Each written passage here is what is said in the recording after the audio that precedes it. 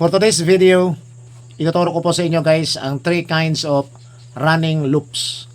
So unang-una, ang ituturo ko po ay ang Honda nut. So ang Honda nut guys, ito po ay ginagamit kapag tayo ay gagawa po ng lasso. Yung lasso ay pwede natin gamitin yan sa panguhuli po ng mga wild animals. So at the end of the rope, gagawa lang po tayo ng overhand nut that will serve as the stopper's nut. So ito na po.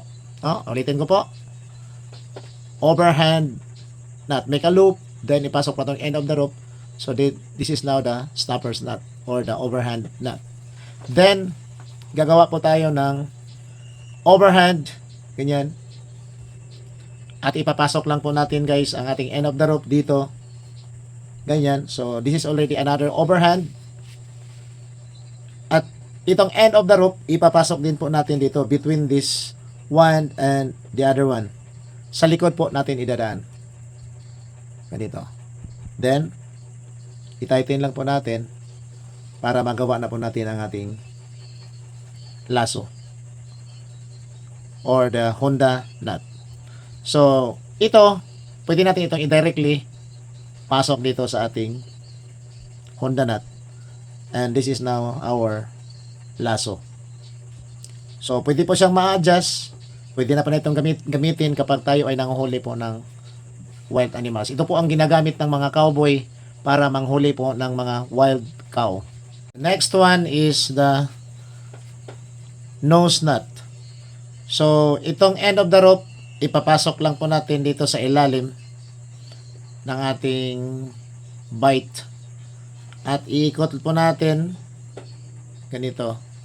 Then, dito natin siya itatali sa kabila. Ayan. So, this is now the nose nut. Na-adjust po ito guys. Pwede po itong gagamitin sa panghunting po natin ng mga wild animals. For example, mga wild birds, no? So, ganito lang po, nose nut ang gagamitin. Kasi na-adjust po ito. The third one is the poacher's nut. So, ganito lang po, napakadali.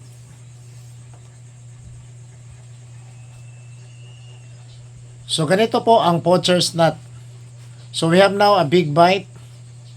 At itong end of the rope guys, lagay lang po natin dito sa itaas ng ating rope. At iikot po natin. Ganyan. Ikot pa natin ng isang beses ng ganito. At pagkatapos, itong end of the rope ay ipapasok po natin dito. Ganito lang po.